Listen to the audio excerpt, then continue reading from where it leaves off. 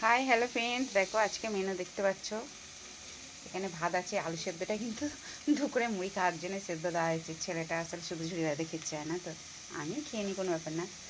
এখানে দেখতে পাচ্ছ ভাত আছে, আর এখানে দেখো কপি পাতা, কপির ডাঁটি ভাজি হচ্ছে। ভাপিয়ে নিয়ে নুন দিয়ে জল ফেলে এটা ভাজি তেলের উপরে কালো জিরে কাঁচা লঙ্কা দিয়ে, বুঝতে পারছো তো?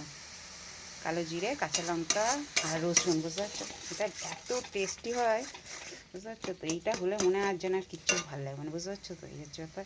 আর এখানে দেখো ডিমের ভাপা করেছি, আর এখানে এই যে করলা আলু ভাতে আছে, বুঝতে পারছো? আজকে মেনু হচ্ছে আমার বৃহস্পতিবারের মেনু হচ্ছে ডিমের ভাপা, এখানে হচ্ছে আলু করলা ভাতে, আর এখানে কপির ডাঁটা পাতি মানে ভাপিয়ে নিয়ে মিক্সচারে পেস্ট করে ভাজি হচ্ছে সর্ষের তেলের উপরে, একটু বেশি করে তেল দিতে হয় এটা।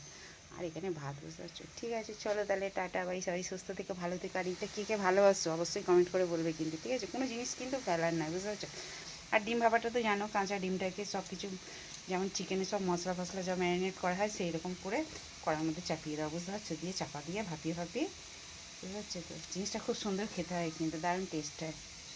এই নিয়ে আমি এই রেসিপিটা এই নিয়ে 4বার করছি, বুঝতে পারছো তো? ঠিক আছে, চলো তাহলে টাটা বাই।